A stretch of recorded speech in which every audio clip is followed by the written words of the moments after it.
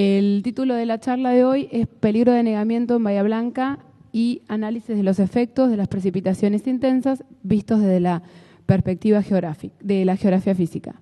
Como les comentaba recién, esto es parte de los resultados que elaboramos en la ejecución de mi tesis doctoral, que el título en realidad fue Hidrografía de Bahía Blanca.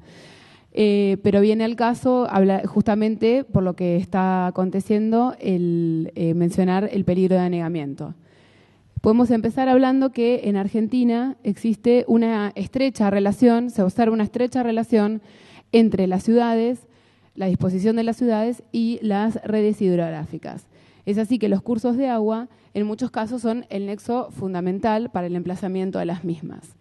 Por lo tanto, las ciudades se terminan desarrollando a la vera de los cursos de agua o en muchos casos los cursos de agua atraviesan las mismas.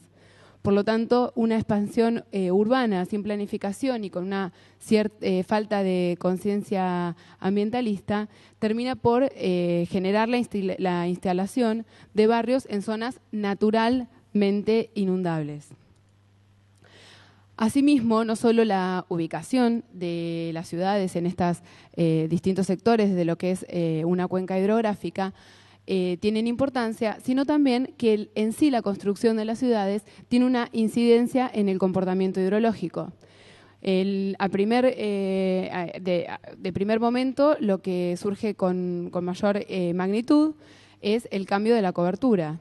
Estamos perdiendo superficie permeable por tejados, hormigón de las calles, etcétera, por lo que se produce una importante impermeabilización y el agua que era infiltrada ahora se incorpora directamente al escurrimiento superficial. Por lo que vemos en el gráfico, en el hidrograma que está acá al costado, vemos el comportamiento, por ejemplo, de un caudal, de un sector rural, de un sector suburbano y un sector directamente urbano. Vemos que el pico de caudal llega mucho antes en el tiempo que en el resto de los sectores donde predomina la mayor superficie de infiltración. A su vez, el volumen de esta escorrentía que antes quedaba en el suelo, con la urbanización pasa a escurrir por canales que pueden ser a nivel superficial las calles, como también a nivel subterráneo las secciones de los desagües pluviales. Una mayor urbanización, una mayor impermeabilización va a requerir que las secciones de los canales también sean más grandes. Por otra parte, esto también, como les mencionaba, el cambio del hidrograma, como llega antes el pico de caudal, es decir, que el tiempo de concentración pasa a ser menor. Y no solamente estos cambios se dan solo en lo que es el agua en sí.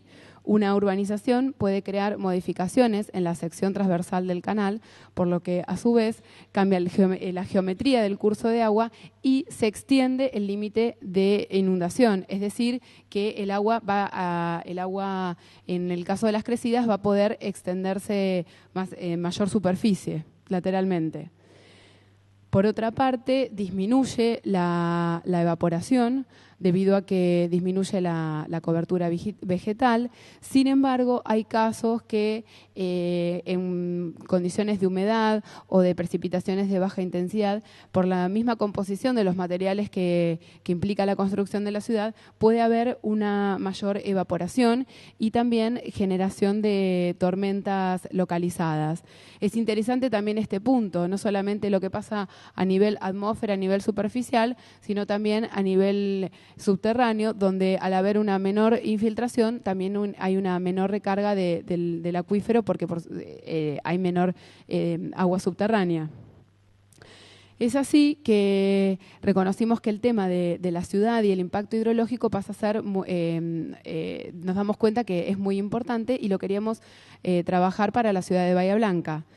Vemos que Bahía Blanca está ubicada como en una cuenca baja del arroyo Napostá y que a su vez ha presentado y presenta riesgo de inundación y anegamiento en distintos sectores.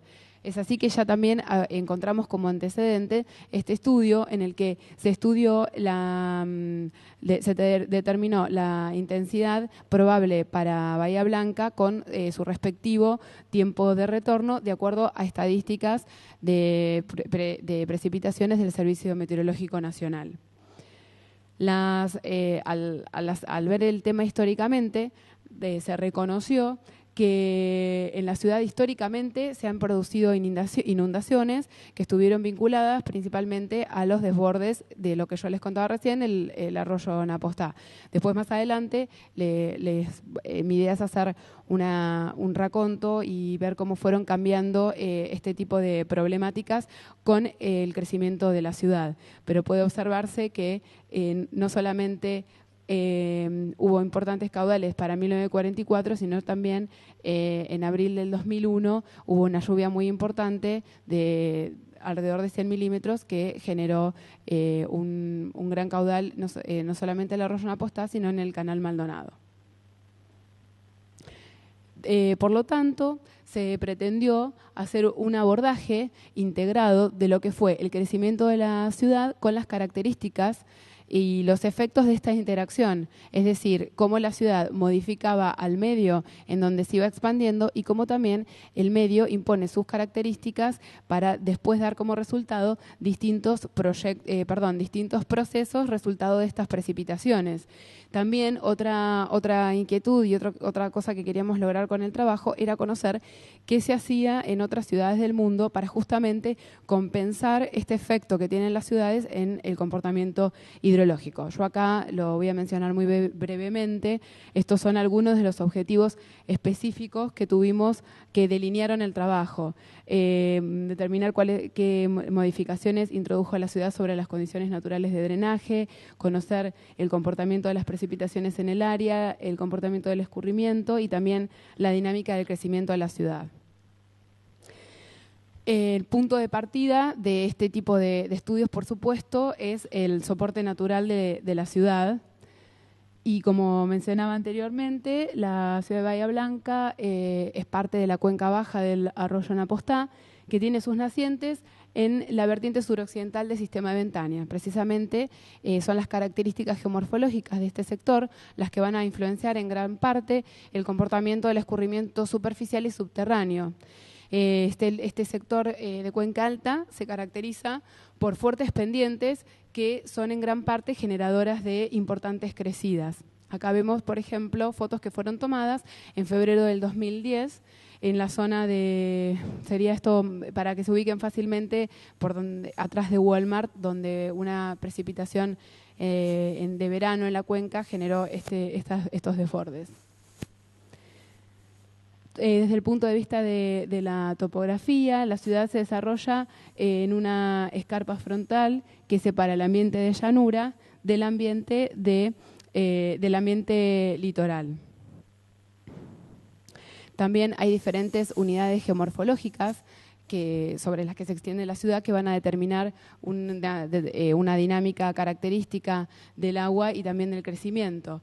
Esta llanura extraserrana se continúa hasta los 70 metros de altitud y queda definida una peniplanicie que se extiende a partir de justamente estos 60 metros de altitud, que está conformada por sedimentos de tipo loess, como ya muchos conocen, los depósitos de carbonato de calcio que se denominan localmente como Tosca. Esto sería entonces la ciudad, la parte alta de la ciudad que se extiende hasta los 70 metros y se ve interrumpida luego por una zona de faldeo de mayor pendiente en la que se han depositado los sedimentos a partir de la dinámica del arroyo y también por el movimiento en masa que genera la pendiente, se han depositado de manera tal que representan suelos colapsables, es decir, suelos que de una determinada estructura se pueden saturar fácilmente y provocar un desmoronamiento brusco. Una vez finalizado, estas son fotografías que fueron tomadas en esta precisamente zona de faldeo que se extiende en el sector este de la ciudad. se continúa este sector por la llanura aluvial del arroyo y se extiende a partir de la cota de los 20 metros hacia el sur y suroeste de la ciudad.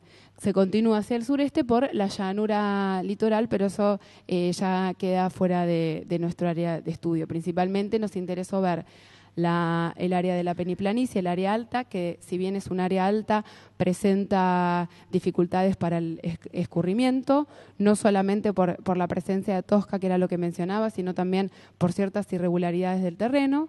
La zona de faldeo, que nos interesó desde el punto de vista de la pendiente y desde la característica de sus suelos colapsables, y por supuesto la zona de la llanura aluvial, que no tiene pendiente, como vamos a ver acá en esta figura. Esta figura se realizó a partir de las curvas de nivel de la primera figura que les mostraba las características topográficas, donde se ve cómo se corresponden las mayores pendientes a esta zona de suelos colapsables y después la llanura aluvial con las zonas de menor pendiente, y también cómo en estas zonas, que son las zonas altas, también hay pendientes que pueden dificultar el escurrimiento.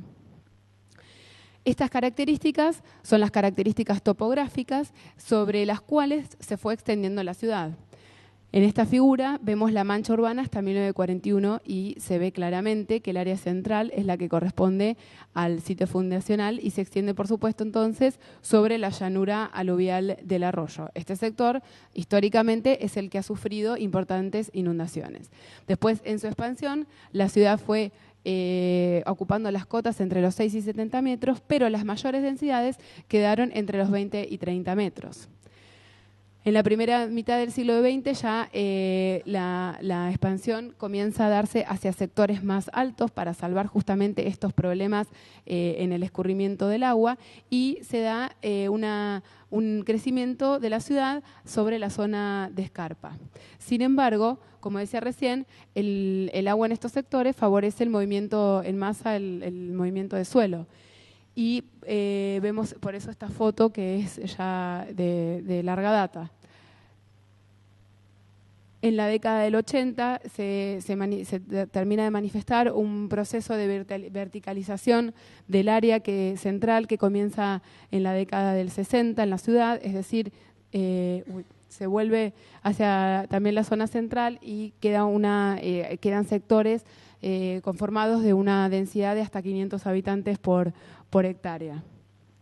Acá vemos una figura de la mancha urbana hasta 1986, por los costos de urbanización que también exigen lo que yo mencionaba anteriormente, de dirigirse hacia una zona más alta, el crecimiento de la ciudad también empieza a darse hacia sectores más bajos o hacia el oeste de la ciudad, con terrenos de menor valor, y por otra parte, la presencia del puerto promovió, el puerto y todas las industrias promueven el crecimiento hacia el sur de la ciudad.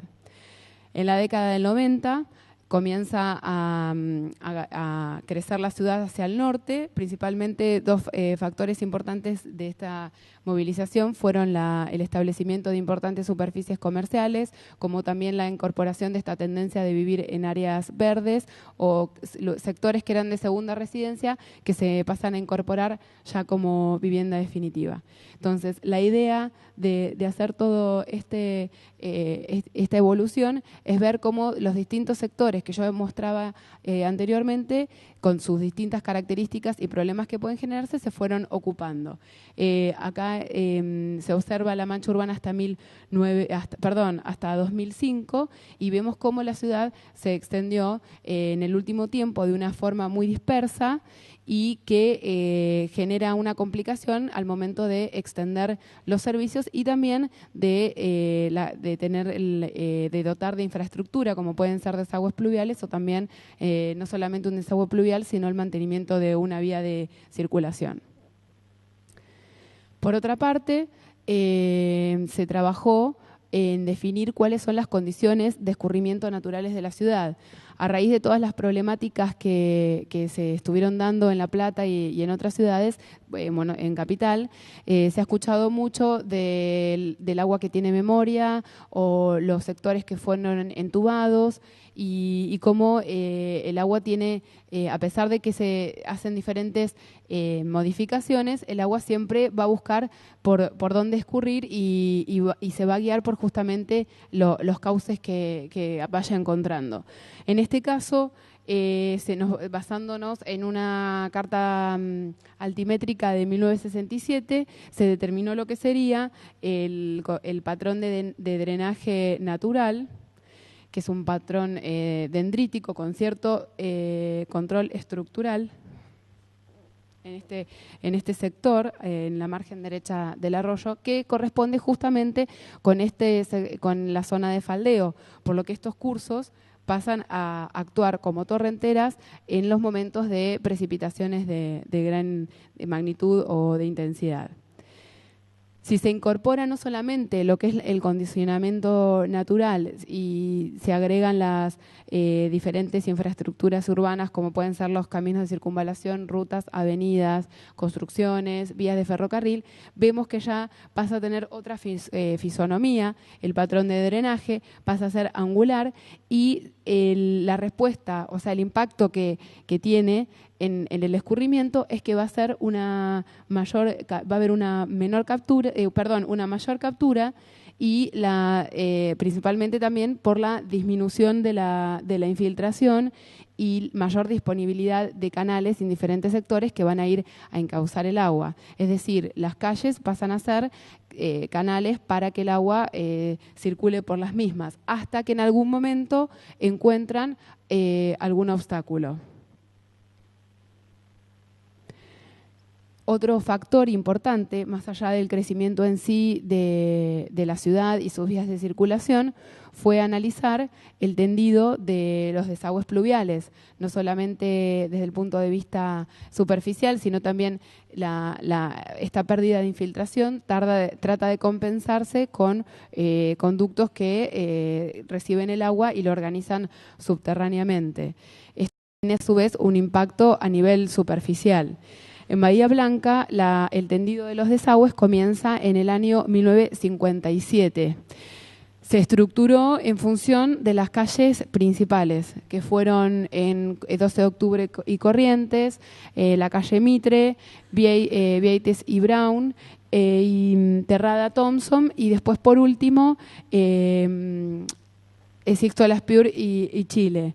El diseño de los mismos estuvo a cargo de la Dirección de Hidráulica de la Provincia de Buenos Aires y la tormenta de diseño sobre la cual se proyecta el tendido es de 25 milímetros por hora. Como les contaba en la diapositiva anterior, el último canal se conecta con un canal a cielo abierto en la calle Chile, que desemboca en el arroyo Anapostá, como en el resto de los canales que les mencionaba anteriormente. Toda esa red de drenaje pluvial fue en función de desembocar en el arroyo Anapostá. Por otra parte, años más tarde, en el sector sur-suroeste, que también ya lo habíamos mencionado como un sector de dificultad de escurrimiento, se estructura otro sistema de desagüe que busca desembocar en el Canal Maldonado. Hacia la década del 80 se incorpora otra cuenca, que es la cuenca, se le denominó Cuenca Alta, y es para el sector noreste de la ciudad, que para ese entonces ya contaba con una importante densidad de población y a su vez gran parte de las calles asfaltadas, lo que generaba importante acumulación del agua. Después se continuó aguas abajo, hacia la zona sur, porque el escurrimiento que se recibía de esta zona más alta empezaba a afectar a la población que se estaba expandiendo hacia ese sector y se estructura un sistema en función de un canal que se dispone debajo de la calle Magallanes, que también desemboca en el arroyo Anapostá. O sea que vemos cómo el sistema de desagües, al igual que en el sistema natural, se estructuró en función de los arroyos, del arroyo Anapostá y del canal Maldonado. hay que tener en cuenta que también hacia estos canales, hacia el arroyo y hacia el canal, van muchas veces conexiones de desagües domiciliarios clandestinos, o sea que también van a desagotar desagües de las calles hacia canales que ya están recibiendo agua por otro, más allá del agua de lluvia, recibe agua por otras vías. Es así que los principales, un detalle que me olvidé de mencionar es que precisamente existe una jerarquía en lo que son los diámetros de los canales de desagüe pluvial. Por supuesto, los mayores diámetros que fueron diseñados en el año 57 se disponen sobre estas calles principales que buscan el arroyo Napostá y el canal Maldonado. Después hay calles accesorias que son canales secundarios que van colectando el agua para ir a estos canales principales. Sin embargo, los mayores diámetros no quedan en este sentido norte-sur, que sería el sentido general de la pendiente de la ciudad. Otra forma de ver las distintas interferencias que tiene el escurrimiento en la ciudad fue la realización de perfiles en sentido transversal y longitudinal. Para esto se utilizó la información altimétrica que está en Google Earth. Y al estar digitalizado y al tener la disponibilidad de la información de los lugares, se podía ver precisamente, localizar en qué sector del perfil caen diferentes calles que pueden encauzar o obras que a su vez pueden frenar el escurrimiento.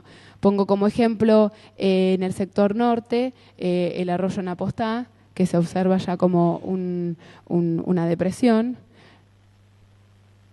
y el sector también del barrio Molina Campos, que era el caso que yo, por ejemplo, les mencionaba, de zona alta de la ciudad, pero que de todas formas, por irregularidades y baja pendiente que queda en esa justamente peniplanicie, el agua queda retenida.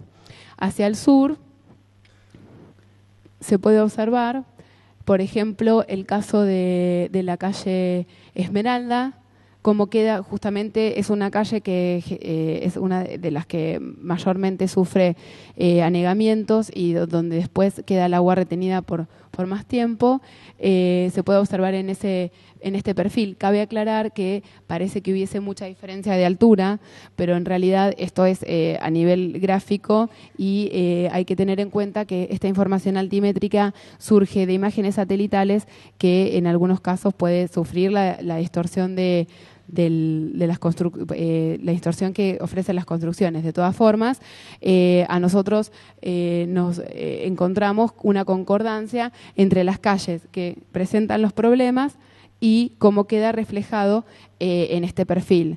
Entonces, a primera vista se puede ver cuáles pueden ser las principales calles que necesitarían una ampliación de la capacidad de desagüe.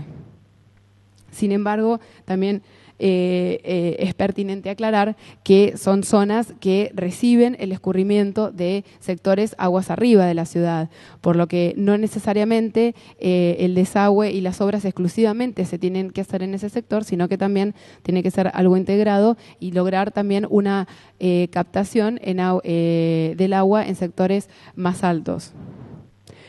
En este caso, pongo como ejemplos perfiles longitudinales, donde se puede observar cómo esta foto está sacada de manera perpendicular a la ruta 33 y vemos que ya hay sol, que ya pasaron unos días del evento de precipitación y cómo queda el agua retenida en las calles.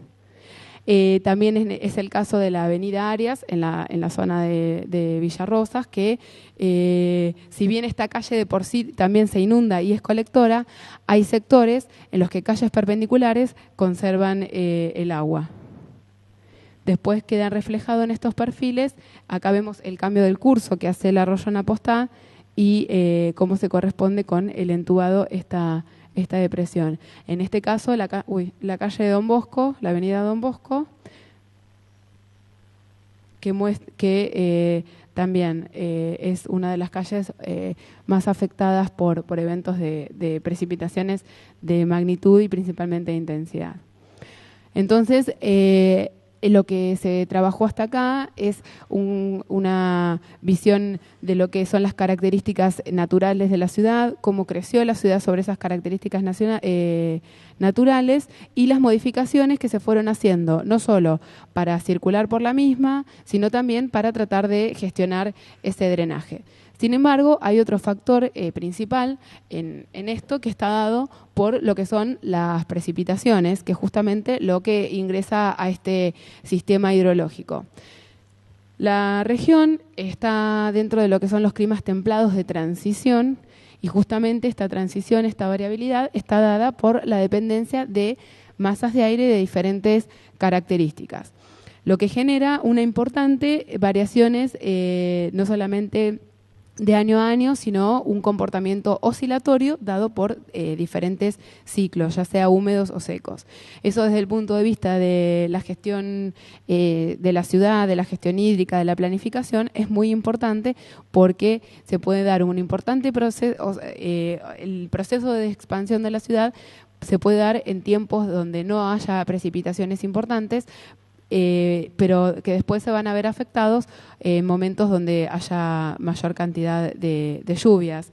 No solamente esta variabilidad está dada por la alternancia de las masas de aire de diferentes características, sino también hay una influencia de fenómenos meteorológicos de escala planetaria, como ya habrán oído hablar de El Niño. En este caso se contrastó un índice de precipitación que determina ciclos húmedos y secos con el índice del Niño de la zona 3, que es la que nos corresponde a nosotros, y vemos que hay una alta concordancia. Otro factor muy importante no solamente es la variabilidad en lo que es la año a año, sino también cómo van cambiando los comportamientos estacionales de las precipitaciones. Cuando yo empecé a realizar este estudio, comienza justamente en el año 2008 un periodo de sequía. Sin embargo, eso para mí fue importante porque me preocupó desde el punto de vista que tal vez no tendría eventos para poder ir a relevar, a zonificar y ver qué pasaba. Sin embargo, aún estando en un periodo de sequía, se dieron eventos de precipitación intensa y que pasarían en algunos casos a conformar eventos extremos. Lo que hemos visto es que en el verano se han dado importantes lluvias. Si bien en la región la primavera y el otoño son las principales estaciones de lluvia, están empezando a ganar protagonismo las precipitaciones estivales. La importancia de esto radica principalmente en que en esta estación, por las mayores temperaturas, hay mayor generación, hay mayor calor, mayor convectividad y por lo tanto esto contribuye a darle un carácter más torrencial a la precipitación y de ahí también los efectos sobre la ciudad. También la precipitación se estudió desde el punto de vista de su distribución en la ciudad.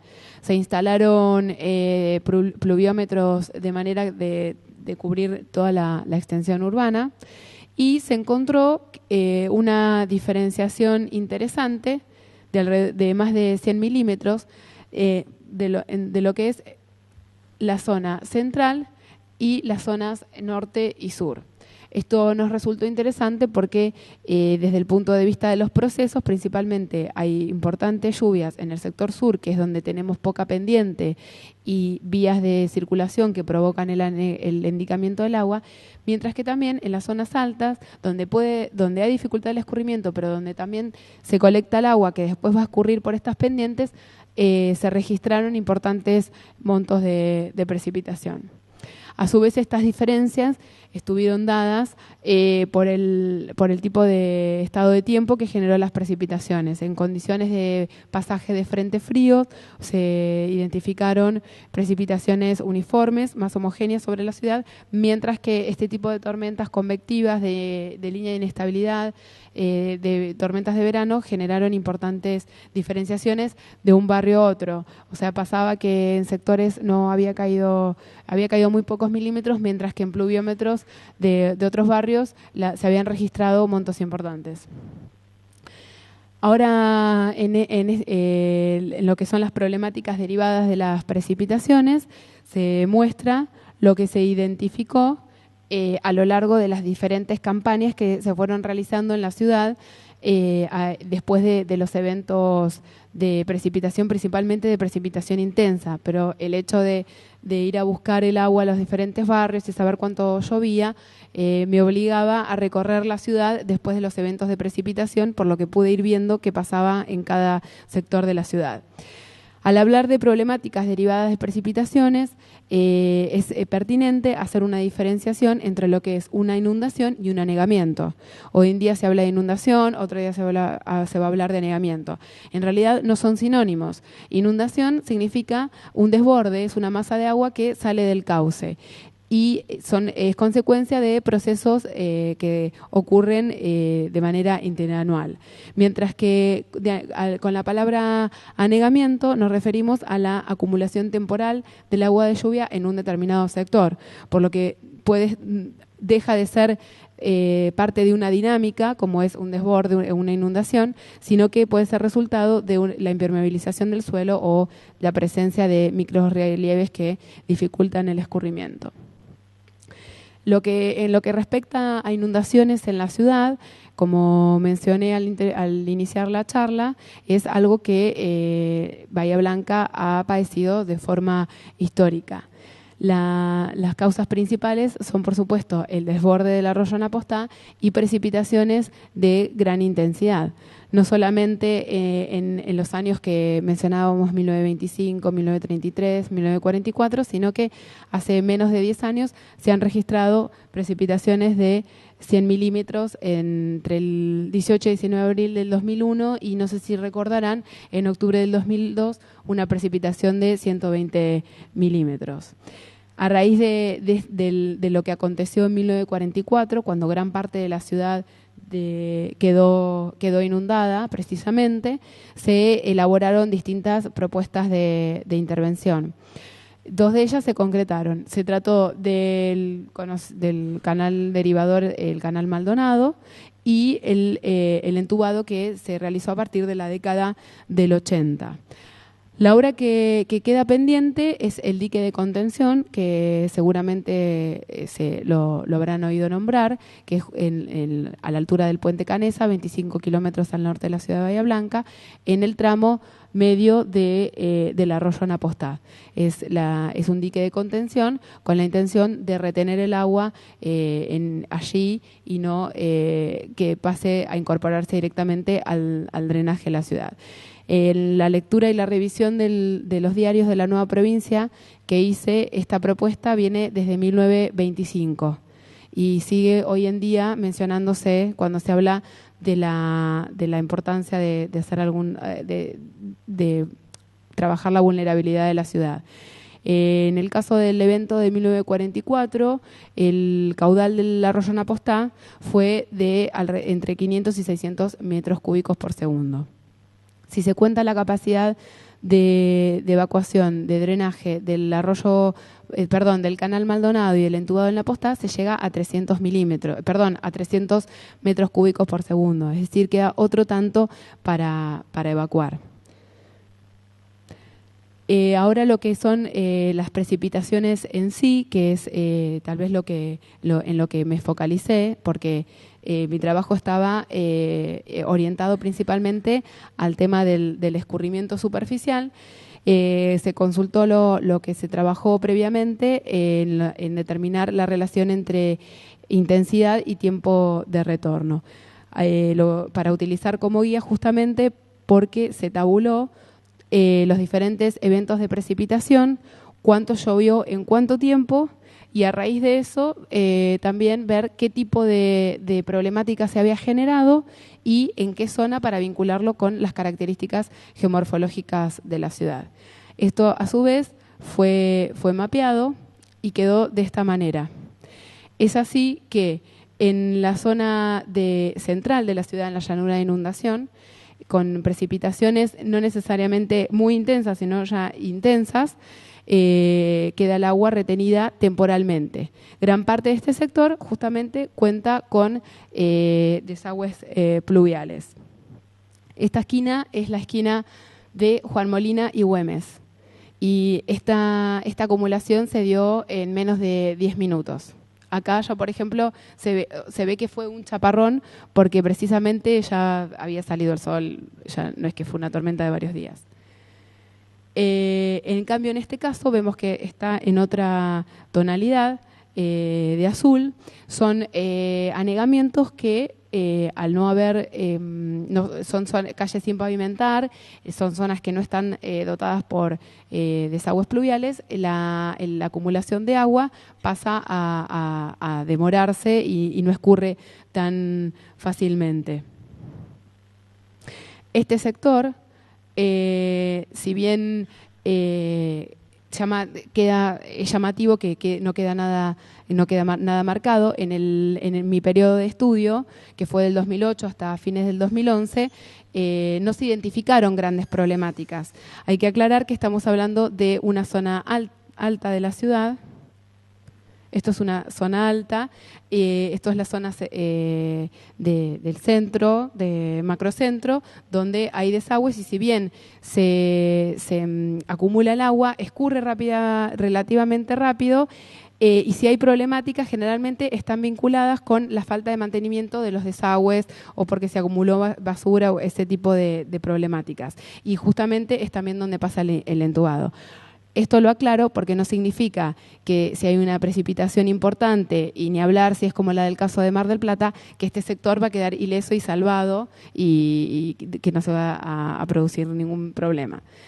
Estos puntitos que están acá indican que es donde se han realizado, donde ha habido evacuados. La fuente de información en este caso fueron todos los medios locales periodísticos y también el contacto con la gente de defensa civil. Es importante aclarar que en esta zona sur se ha dado una importante expansión de viviendas muy precarias, por lo que la gente no tiene directamente, pierde todo y deben ser evacuados.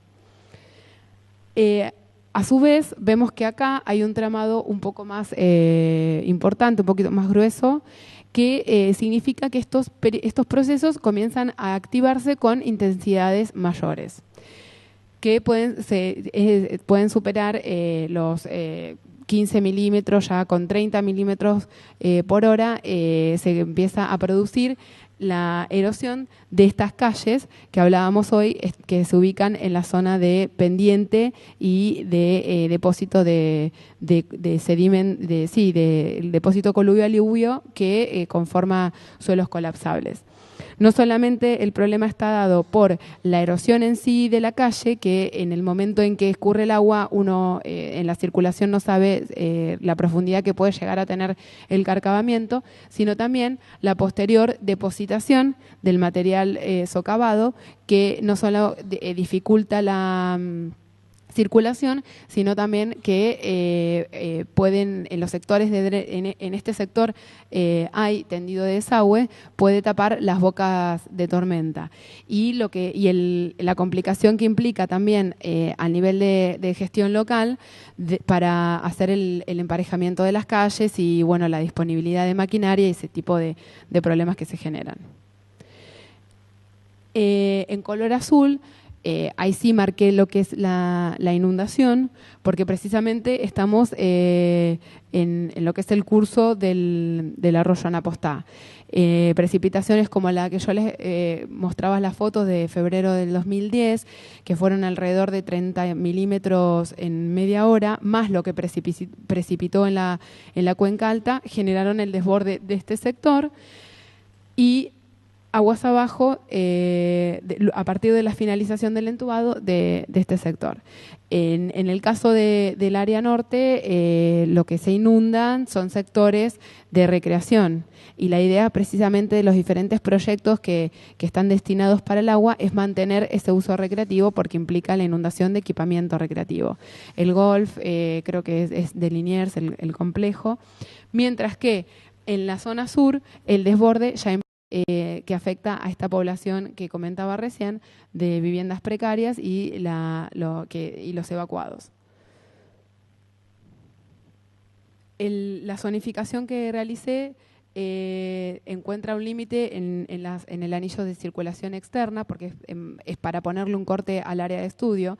Sin embargo, en el análisis de lo que fue la expansión urbana, no significa que a partir de este anillo externo no haya población, sino que es hacia donde se está extendiendo la ciudad. Por eso me pareció interesante mencionar, por ejemplo, el caso de este sector que yo recién mencionaba como sector de posible inundación por desborde del arroyo Anapostá, donde se están haciendo construcciones de planes de vivienda, mientras que en la zona dependiente se está dando una importante expansión de uso residencial, y en las zonas también acá de la peniplanicie, donde hay dificultades para el escurrimiento, también. Es decir que los diferentes tipos de crecimiento de alguna manera se ven afectados por la dinámica, de los problemas que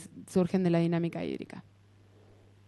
Otro caso importante para resaltar, se fue advirtiendo en la revisión de todo lo que salía publicado en el diario o en los programas de televisión, muchas veces los vecinos que reclamaban que aún habiéndose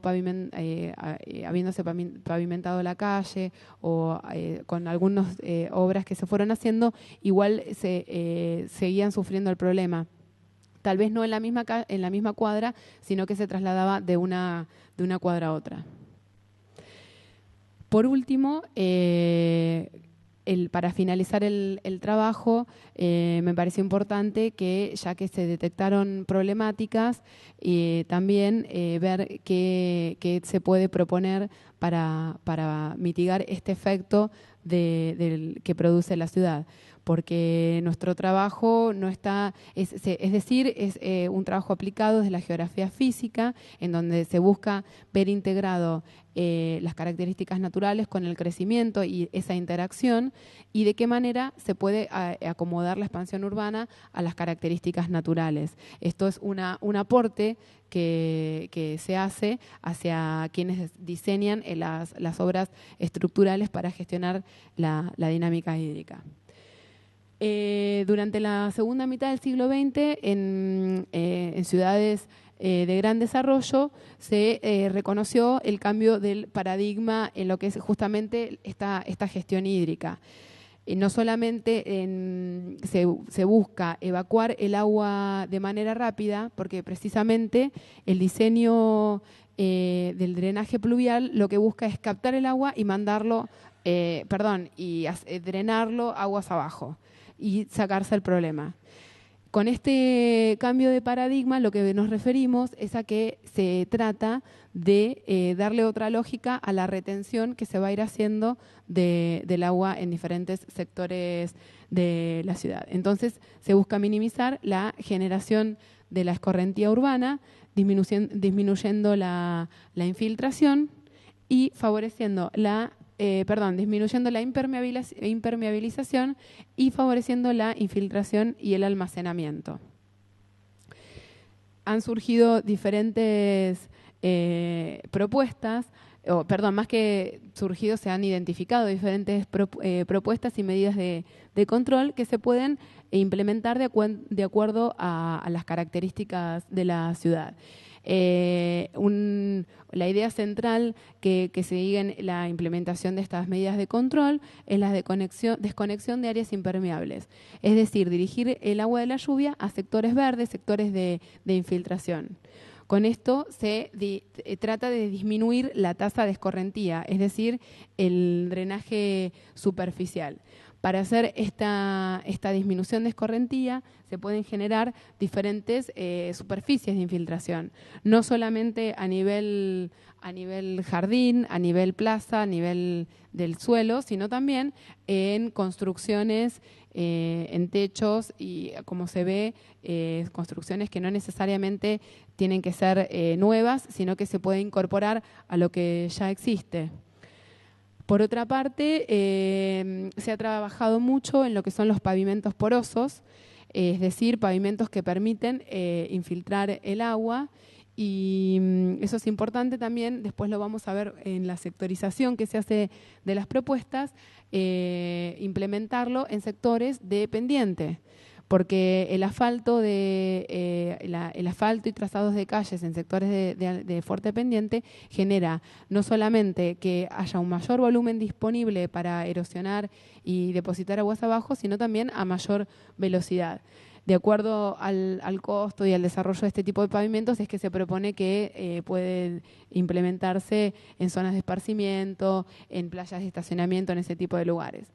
También para lograr lo que es retención del agua se proponen diferentes obras de almacenamientos que pueden ser a nivel doméstico, en las casas, pequeños reservorios residenciales, también en áreas deportivas, y si no, aprovechar las características del terreno para hacer lagunas que quedarían a cielo abierto, o también reservorios que pueden quedar de manera, estanques que pueden quedar de manera subterránea, y lo que van a provocar es que el agua se vaya incorporando con un retardo importante al escurrimiento.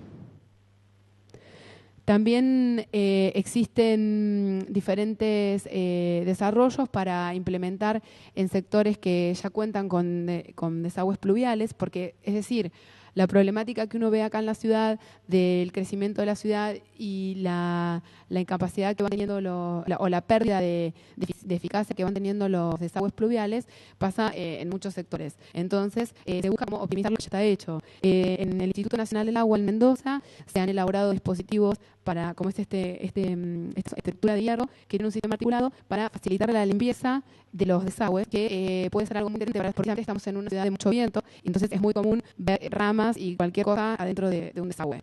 Y también dispositivos que regulan la entrada del agua a la boca de tormenta, por lo que justamente logran un retardo y previenen la saturación del sistema de desagüe.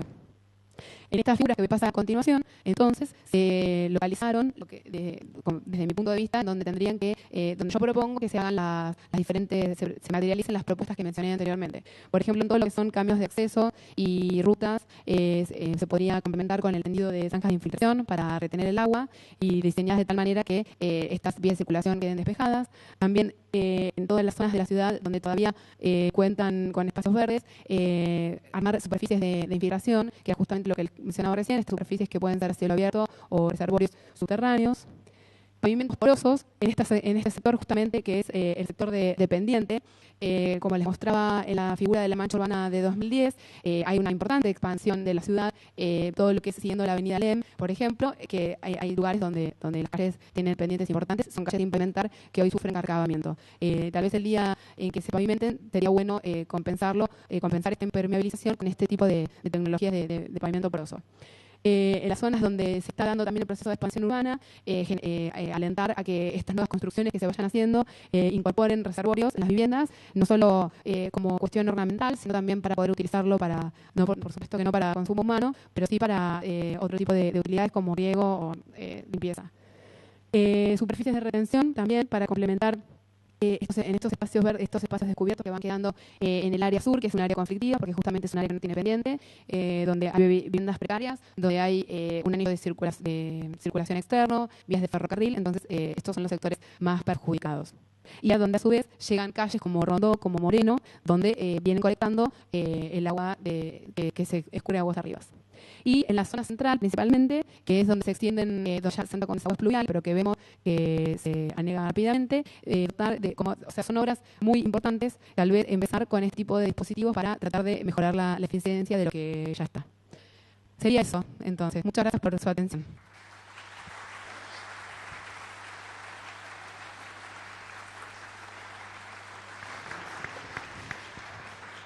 Si me quieren hacer alguna consulta, por supuesto que adelante.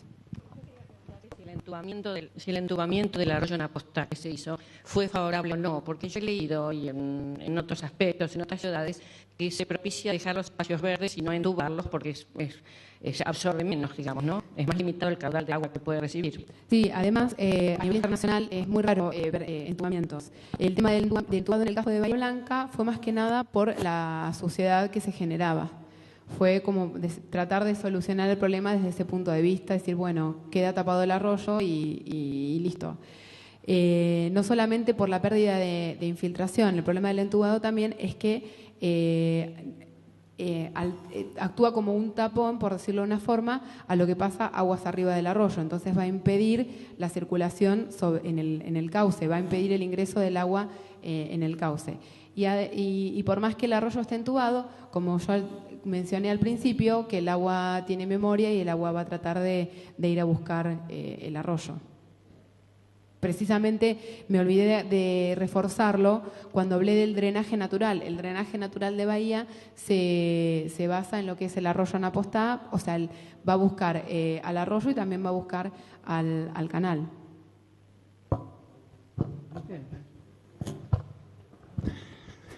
Una pregunta. En el siglo XX yo participé en el plan de entubamiento del arroyo Anapostá. Hizo un estudio bastante completo que participaron el municipio de Bahía Blanca, la provincia y parte técnica de la base naval. Y se llegó a la conclusión que era necesario hacerlo. Ahora, el problema que tenemos en este momento es si se hicieron la limpieza que corresponde como derivador de las lluvias hacia el Atlántico. Ese es el problema que puede tener la ciudad hoy por las bocas de tormenta tapadas y el arroyo que está completo, porque yo creo que hace fácil 15 años que no se limpia. Que me perdone el municipio, ¿no? Pero creo que esa es la cantidad de años. Sí, no solamente el tema del mantenimiento, sino que el control para hacer con las conexiones clandestinas de desagües, que eso también le quita capacidad de recibir caudal.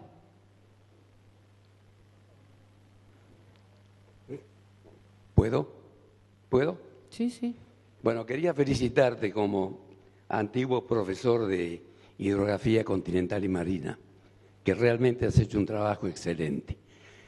Y además quería agregarte que ya en la ciudad de Buenos Aires hay una reglamentación en el Código Urbano que obliga a los edificios que se construyan a retener cierta cantidad de agua, pero no a través de obras así como si fueran piletas, sino de tanques, con la idea de reutilizarla, ¿verdad? Ya existe una reglamentación. Entiendo que en muchas ciudades del mundo, aún con pluviometría alta, se hace ese proceso para evitar el problema de inundaciones y para reutilizar el agua. Y quería decirte también que en el oeste de la provincia de Buenos Aires son absolutamente frecuentes los aljibes, que era una manera no ya de evitar inundaciones, sino de utilizar el agua. Y la pregunta que quería hacerte, que no sé si entendí bien, es que cuando se planifica el escurrimiento de la ciudad de Bahía Blanca, se toma como lluvia promedio 25 milímetros por hora. ¿Es así? Sí, eso es el requisito de la Dirección Provincial de Hidráulica. Claro. Y el otro aspecto que quería felicitarte, porque realmente es bastante especializado, es lo que los geólogos llamamos recarga de acuíferos. Es una excelente idea. Nosotros le habíamos propuesto, no ya con el objetivo que vos le das, sino para recargar acuíferos, para reutilizarlos a través de las perforaciones para abastecimiento. Bueno, te felicito realmente. Muchas gracias. Al contrario.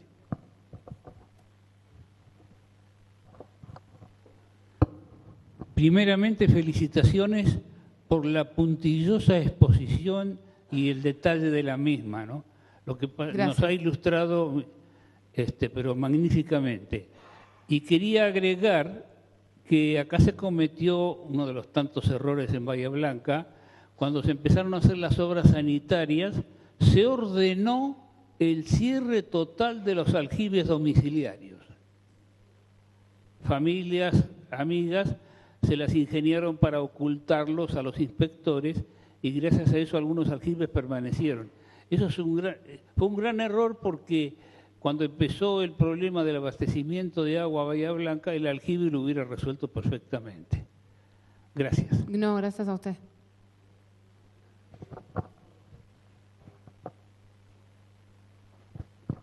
Sí, ¿qué tal? Buenas tardes. ¿Qué tal? En primer lugar, felicitarte por el trabajo y la exposición. Y en segundo lugar, simplemente hacer un comentario. Hace ya un par de meses atrás hemos presentado en el Consejo Deliberante un proyecto tendiente a promocionar las denominadas techos verdes o terrazas verdes, con el propósito no solamente de bajar los niveles de contaminación de dióxido de carbono, sino también, bueno, para esto tan importante que apuntas vos, la posibilidad de utilizarlos como reservorio de agua.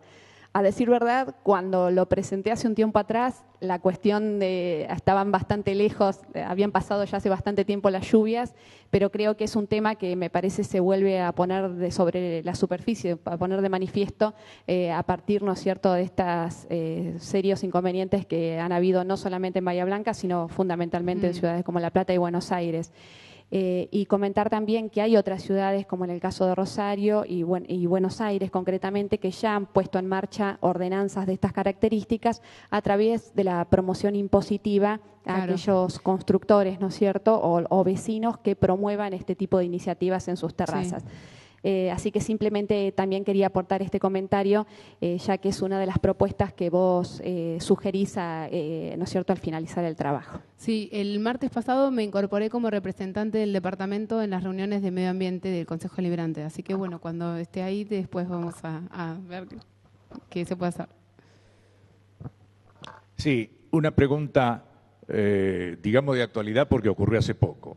El día que en Bahía Blanca cayeron 30 milímetros en 20 minutos con piedra, justamente yo iba para el sector de Villamitre, por Bellavista, y las calles eran verdaderos ríos. Ahora yo me pregunto, ¿qué pasaría si llueven 300 milímetros como en La Plata? Porque ese agua, el arroyo ahora no la recibe porque está entubado y seguirían hacia el centro, donde evidentemente los desagües no son suficientes, porque ahora mismo ya hay cierto nivel de agua en las calles. Si llueven 300 milímetros como llovió en La Plata, acá en Bahía, yo creo que no hay ciudad que lo resista. Por más que haya un tendido de desagües pluviales y todo lo que se pueda hacer, es muy... Lo que no quita que hay que quedarse de brazos cruzados porque es un evento de una recurrencia muy alta. O sea,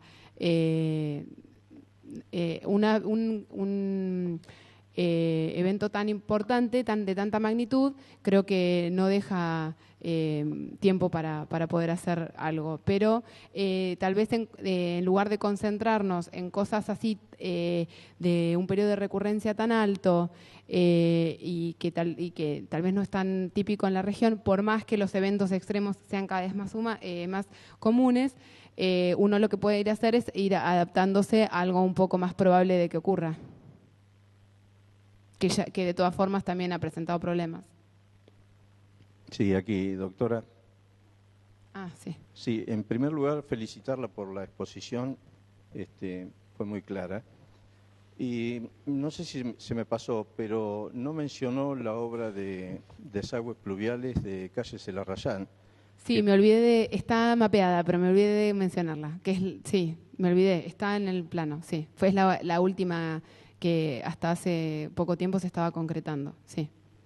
Sí, que en realidad para la zona norte, fuera de lo que es el anegamiento que se produce en las lluvias en la rotonda de la Ruta 35 y Don Bosco, es el desagüe natural de esa zona que gracias a Dios se ha hecho ese canal o ese conducto bajo tierra como para liberar a los barrios de abajo, ¿no? Muchas gracias. No, por favor, gracias por la acotación, porque como no puse la foto en el tendido de los agües, después me olvidé de mencionarla, pero precisamente cuando obtengo la información de los desagües, hice el recorrido para ver realmente si había una actualización y encontré todo el sector de Celarrayán. Sí, doctora, gracias. Felicitarla por el trabajo. Gracias. Y quería saber si tenían hecho algún estudio sobre un sistema de bombeo en la zona baja, fundamentalmente, que es la zona de Ingeniero White, que cuando llueve un milimetraje realmente importante, como fue en el año 2001, 2002, la comunidad quedó cubierta bajo el agua, y bueno, según algunos estudios que se hizo a través de hidráulica de la provincia de Buenos Aires, lo que se aconseja es hacer un sistema de bombeo en toda esa zona para elevar las aguas y devolverlas al mar. Sí, una colega en el proyecto donde estamos trabajando el proyecto de Geografía Física, en su tesis doctoral, que también fue dirigida por la doctora Alicia Campo, como que fue también la directora de esta tesis, trabajó precisamente en la zona de White. Y que advirtió ella en las propuestas hace una propuesta más ingenieril, habla del bombeo, reconoce el problema también de las sudestadas, es decir, que está todo diseñado para desembocar en el estuario cuando si hay una tormenta con viento del sur, no hay un apilamiento de agua que no deja que desagüe, y a su vez ciertos sectores que están a mayor nivel que lo que es Ingeniero White, por lo que el escurrimiento superficial encuentra ese tope. Ese estudio es la tesis de la doctora Beatriz Aldalur. En Bahía Blanca, le ruego que me corrija en los números que me equivoque porque hablo de memoria. Entiendo que el conocimiento de la cantidad de agua que puede traer una postada es de unos 600 metros cúbicos por segundo. Eso es en un evento de precipitación como el de 1944. Como el 44, 1880 y pico. 84. Y eso dándose la eventualidad de que la tormenta descargue siempre desde el mar hacia la sierra. Si hubiese una tormenta que descargue formando la onda de crecida de la sierra hacia acá, el pico no sé cuánto crecería. Ahora, la pregunta que le quería hacer, los 300 metros cúbicos o 260 metros cúbicos que sobran sin evacuación, ¿en cuánto tiempo alcanzarían a generar una inundación comparable a la de 1903, en que en la Plaza Rivadavia hubo 30 centímetros de agua? Eso exacto no se lo puedo decir. Lo que hablé con la gente de la Autoridad del Agua que trabaja el tema de las compuertas, ellos de la crecida del arroyo en la zona serrana tienen calculado que aproximadamente tarda 7 horas a la ciudad. Entonces hay un lapso de tiempo de 7 horas para abrir las compuertas y esperar el agua. De todas formas, en un caso de una precipitación como la de 1944, por más que haya 7 horas o no, va a venir mucho caudal y va a desbordar. ¿Conseguir un bote? Sí. No, la pregunta que quería hacerles, en caso, sin que se dé una creciente con onda inversa, ¿cuántas horas de acumulación y cuál es el área inundable y cuánto tiempo aguantaría antes que se inunde? Antes que la inundación adopte una magnitud catastrófica. ¿Se estudió algo? Sí, pero no, la verdad, no sé. Yo creo que horas, por lo que me han dicho por el tiempo que demoran ellos en abrir las compuertas. O sea, hay que ver también la magnitud de la precipitación, hay que ver el caudal previo. No se lo puedo decir así tantas horas. Bueno, perdón. No, faltaba más. No, le digo porque mis temores en esto. Yo formé parte de una cooperativa que se formó acá en la zona de Bahía Blanca para canalizar otro arroyo, el Sauce Chico. Y cuando empezamos no teníamos el más mínimo conocimiento de lo que estábamos encarando. Con los años de trabajo fuimos aprendiendo un poquito. Y lo que hicimos estuvo bastante equivocado, en fin, se hizo con muy buena voluntad, pero con muy poca capacidad técnica. Algo se mejoró en la zona, pero no se resolvieron los problemas. Y los trabajos que se han hecho en Bahía Blanca, evidentemente han resuelto mucho más. Pero veo que hay algunas eventualidades, digamos, que no están mesuradas. Pero no corresponden al área urbana, sino al problema. Claro, ese es otro tema, que no hay que perder la visión de cuenca.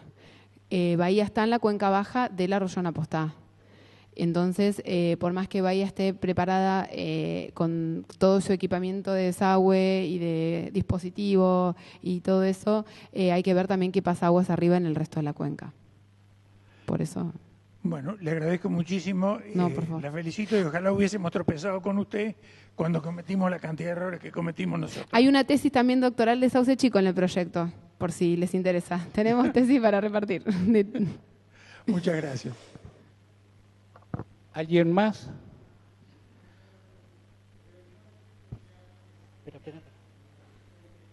Espere que no se escuche.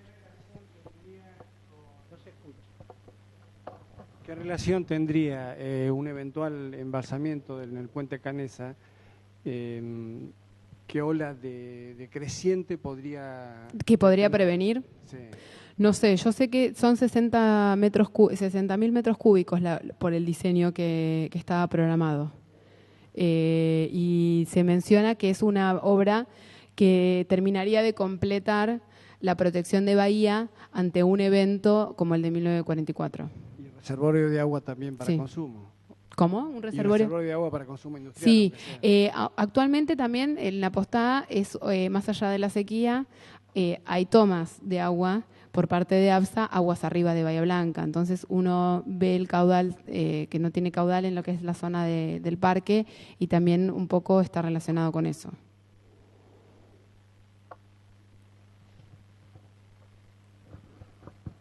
Sí, yo le quisiera hacer una pregunta. En el arroyo Maldonado, ¿se tiene en cuenta el puente de ferrocarril allá en calle Don Bosco, que ha hecho de represa? Sí, bueno, en realidad el arroyo Maldonado tiene un poco de todo, porque también está el ferrocarril y están las mismas calles que van de forma paralela, y también hay una especie, por decir una manera, se genera como una rampa. Es decir, naturalmente el drenaje va a ir a buscar el arroyo y se va a encontrar con esa protección que se hizo que le impide llegar. O sea que todo lo que está bordeando en definitiva el Canal Maldonado va a recibir lo que venga en la postada.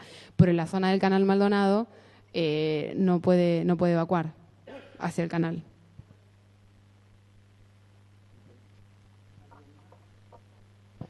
Bueno, doctora, la gente no lo sabe y algunos sí. Usted contrajo enlace el viernes por el civil. Sí, tenemos. Y el sábado por la iglesia. O sea que está pasando la luna de miel acá con nosotros. Claro, tal cual, con ustedes. Esperá,